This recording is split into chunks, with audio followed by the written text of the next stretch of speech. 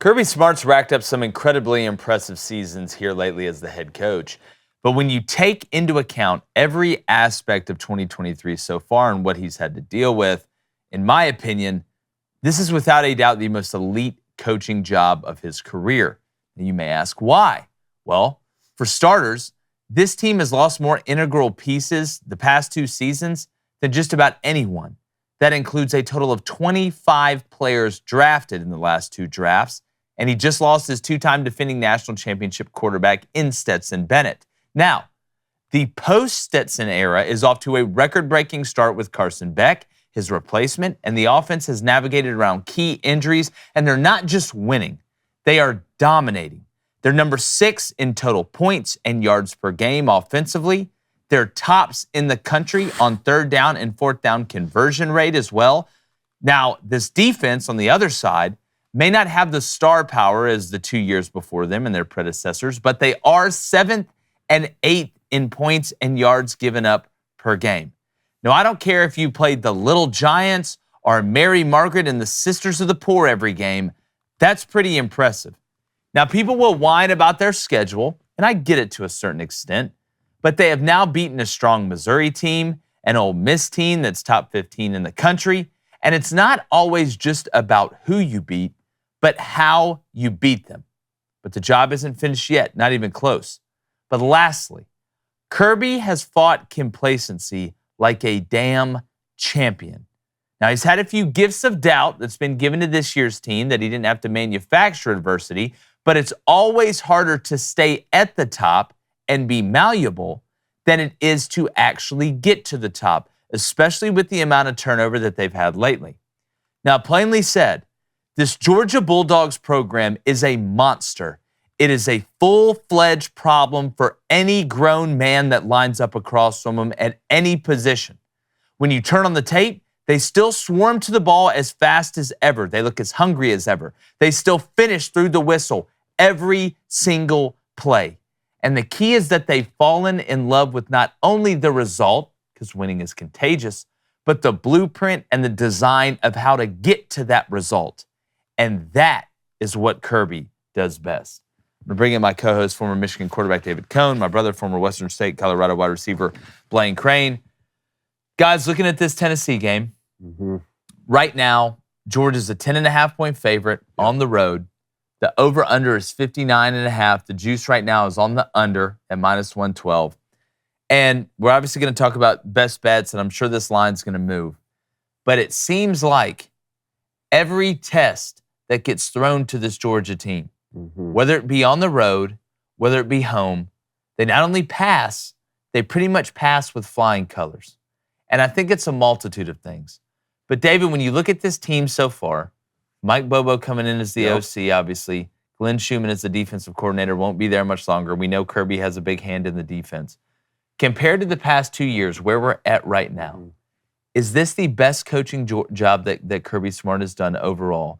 And number two, how do you compare this Georgia team to the past two? Well, I remember us sitting in the College Football Hall of Fame when Georgia was going to go play Alabama in that 2021 SEC championship, and we all looked around and said, we think Georgia has the most talent and has the best team, but until they can get over that Alabama hump, we can't pick them, right? And Georgia lost that game. They end up making the college football playoff. They come back and they win the national championship. Right, and we were in the next season. We come back and we say, okay, well, how do you deal with complacency after you won a national championship and not having won one for 40 years? There's no way Georgia will go undefeated and win another championship, right? And then they do that, and now all the changes you're talking about for this season, not just a new quarterback, but also your offensive coordinator Todd Monken goes back to the NFL. You bring Mike Bobo back in. You send all these guys to go play for the Eagles and possibly win a Super Bowl. It's like the Philadelphia Bulldogs up there, and somehow they're still rolling, they're still undefeated, and no one should be surprised of it. And really, quite frankly, I'm not interested in having the conversation of they haven't played anyone anymore. Yeah, that's out the way. Who have they beaten? It's just everyone. And we kept waiting for that moment when Carson Beck, a young quarterback, would make that mistake, maybe late on the road in Jordan Hare.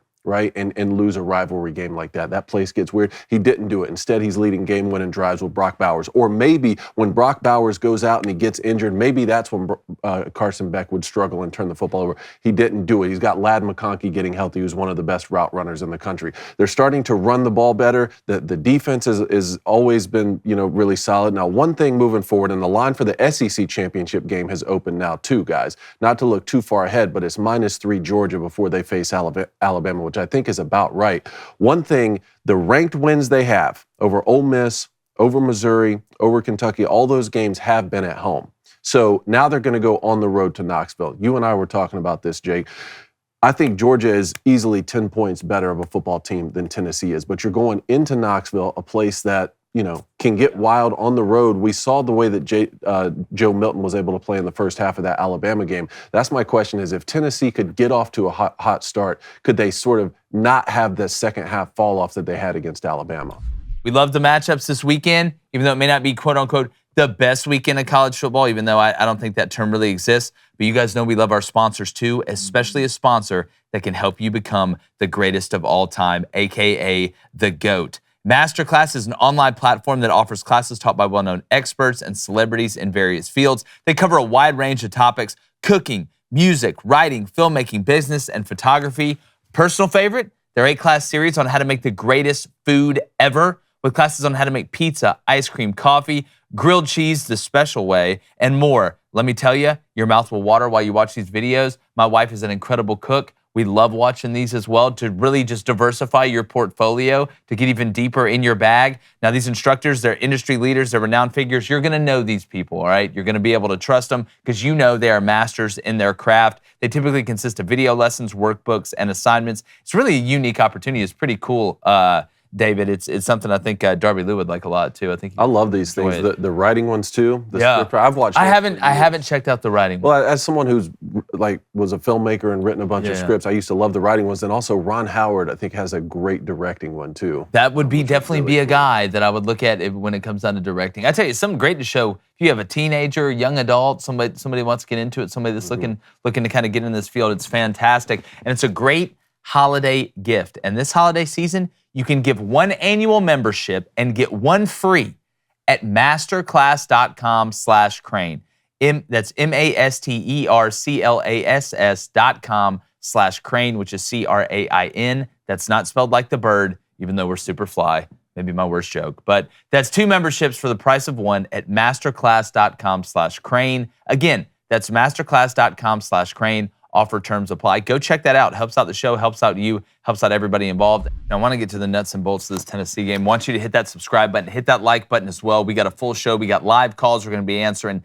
The lines open up at 7:15 a.m. Central. Timmy B's coming on at 7:10. We're going to get to those and roll through them. Remember, if you're calling in and it's on hold, let us take a call. Should open up part of the line. We're working on trying to get more lines because the calls and the phone lines have been blowing up. But we also have the live chat as well. Blaine, you know what I find interesting about the Georgia argument about the schedules? Everybody talks about, oh, well, you haven't lost to anybody because you haven't played anybody, right? They don't talk about your wins, if that makes sense. Because if we want to compare schedules and compare wins, what better win does Oregon have than Georgia? Mm-hmm. They've got a big loss to Washington. I'll do you one better. What better wins, or how many better wins does Alabama have than Georgia? Who's Alabama beaten that Georgia hasn't? Yeah. Both beat Ole Miss, right? I think Georgia beat their ass worse than Alabama did at home.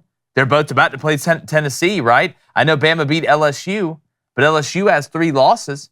I mean, what better win does Alabama have than Georgia? Like, I don't understand this argument.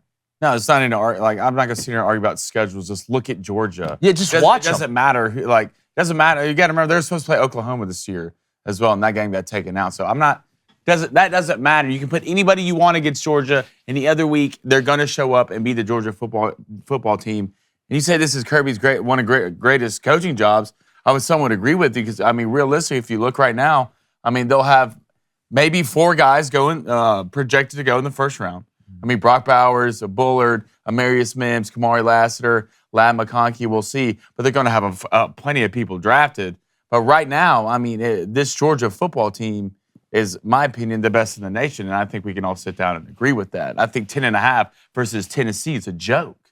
I think it's a joke. I mean, especially after Tennessee, after what they just put on the field against Missouri, and it'd be different. I know it's at home, and Tennessee will play a better brand of football. They always do. They're 5-0 at home, and we see that. But this Georgia team, they're just built different. The way Tennessee's built is it starts with the run. You run to open up the pass with Tennessee. You didn't see that against Missouri. So as long as you think you could run between the tackles against Georgia, you can't. All right. Sooner or later, especially at halftime, Kirby Smart is the king of adjustments. He is the king. You can have success for something in the first half, but they will figure you out sooner or later. They will get their Rubik's Cube and figure you out and make you adjust. And if Joe Milton plays anywhere close to he did last week, 10.5 won't even be close. And I think Georgia will roll Tennessee in this game because Georgia does what every week? Get better and better and better every week. So 10.5 to me is a joke. You have 600-plus yards against an Ole Miss defense that's not scrubs, who've been playing pretty damn good all year. And you saw what Missouri just did on the run game against Tennessee, and you saw how Georgia exploded in the run game against Missouri. Yeah, and you know, it's funny. We always talk about, you know, being a consistent team and having continuity as an identity. I had a coach one time say, it's not who we have, it's what we are that keeps us consistent. I thought that made a lot of sense because players come in and out, right? You have coaches that come in and out, but that identity, that culture, which is a buzzword that's, you know, used, it's too cliche-ish nowadays, but it's not just who we have, it's what we are. I think that goes a long way, and I think that's the trick. If there is a trick of turning a place that has potential, like a Georgia, like a Texas A&M, into an absolute monster and in a machine. But if we're going to talk about what Tennessee has to do, I think it's pretty simple. And I think Brady Cook did a good job of this. I think Peyton Thorne did a good job of this. I think Ole Miss early did a good job of this. If Tennessee is going to stay in this game, because Georgia continues, like Blaine said, Kirby's the ultimate chiropractor. I mean, he's just better at adjustments than you are. The quarterback run game for Tennessee has to be not just there, but vital, especially in the red zone. This Georgia team is unbelievably talented everywhere. Sideline to sideline, they're not as quick. And I know Joe Milton isn't a quick twitch guy, but I'm just telling you guys right now, just like against Missouri, just like we talked about before the season, just like we've seen throughout the season, Joe Milton goes up and down. What would Rick Weiss, Division III quarterback, call him? He's a bobblehead quarterback. All right, it's up and down. He lacks consistency throwing the ball. Even at home, when you have the momentum, and they'll hit some plays down the field, I think. I legitimately think Tennessee will when they start operating at that fast pace. But if they're going to be able to not just score a couple times and pray to God that they hold on and win and shut Georgia down, but be able to score throughout the game, Joe Milton's legs have got at least to the point where they're good enough during the game where it's a decoy, where they're able to hold guys. Because this Tennessee team, when they're running the ball downhill with the three-headed monster they got at running back, it takes so much pressure off Joe Milton. I just still, to this day, Blaine, I think there's a decent chance Tennessee covers that 10.5. But I don't trust Joe Milton to be able to make the intermediate throws. I'm going to say it again. And we got great friends in sports media, and everybody's wrong sometimes, and everybody's right. Nobody's perfect. But the amount of people that were gassing up Joe Milton during this offseason, and I'll say it every show, reputable guys, because it was the cool thing to do right at the time. You got to watch the tape, man. And you got to watch it and realize you're either looking at a nuanced thrower or you're not. Aiden O'Connell may not be the greatest example of all time when you're looking at athletic talent compared to Joe Milton. I'll take Aiden O'Connell every day of the week over Joe Milton, and Aiden can probably throw the ball 60 yards. I'd take Kellen Moore over Joe Milton as a player. It's not all about the fastball. And when it comes down to it, I just don't trust Joe Milton to be able to win this game. I do think Tennessee plays it close. It's the last really, big game at home of the year for them. They've really got nothing to lose. You got 3 losses in the conference, coming off a tough one against Missouri. I do think Heupel will get them to bounce back. I just don't trust Joe Milton. Well, Tennessee has to do everything you're talking about on offense and then figure out a way to stop Georgia on their offense. That's one of the things that worries me. 52 points against Ole Miss, that's the side of the ball that's rolling to me. And I agree with everything you said, Blaine, everything you said. But one thing I do have to push back a little bit is you said the same thing about Georgia going into Auburn, Remember? And really, Auburn, when you look at it, it's not so much a scheduling thing to me as much as Georgia's really only had one away game this season. I'm not counting Vanderbilt. No, that's neutral site at best. The only time we've seen him go on the road was to Auburn and Jordan Hare. I know things can get weird there, but we were saying the same thing before that game. Like, take your mortgage, take all your rent, and put it on Georgia. That game ended up being close. Like, is there any aspect of this that's like this Georgia team will be different going on the road to Neyland? I just feel like the offense is a lot better than what you saw against Auburn. I feel like Georgia's offense right now, one, they're healthy. They got a lot of running backs back, and got a couple of other pieces up front. You saw Brock Bowers come back last week, but the 600-plus total yards against Ole Miss, they're starting to hit their stride. And I feel like a lot of that has to do with Carson Beck. Carson Beck looks the best he's looked the entire year in the pocket, Facts. man. He's confident. He's on time. His feet look good. And I think running the ball has helped him so much. And I think you'll be able to do that against this Tennessee team, right? At the end of the day, if you can run the ball, and Georgia's one of the top 5, top 6 Kendall teams Milton's healthy in the now. nation in time of possession. And what does Tennessee want to do? They want to go, go, go, go, go. So you're going to limit possessions already. Joe Milton didn't have his best game last week. They kind of fell apart in the fourth. I feel like Joe's had a better year this year. I believe he's 15 touchdowns, 5 interceptions. But at the end of the day, Georgia just squeezes you to death. And you have to make the plays almost every time if you want to compete with these guys. And Kirby's got these guys believing more than ever. And I'm just telling you, Georgia, when they get into modes like this, it's usually not to take a step back. We're going to take a couple steps forward. So I wouldn't be surprised by this game's over halfway through the third quarter. Yep, we need to move on. We need to move on. Carson Beck, I want to make sure I give him his flowers, but to be on time, you need time. I think this Georgia offensive line, they're getting in third and shorts and being able to convert. They're giving them tons of time to go through the reads and throw the check down, but you have to be willing to throw the check down. You have to be willing to be patient. We always say patience isn't just for therapists and doctors. Hello, everyone on YouTube. Thanks for stopping by. If you haven't already, hit that subscribe button. Hit that like button on some of these videos. We'd really appreciate it. And if you're feeling really dangerous, turn on that notification bell so it lets you know every time we drop content. Appreciate it.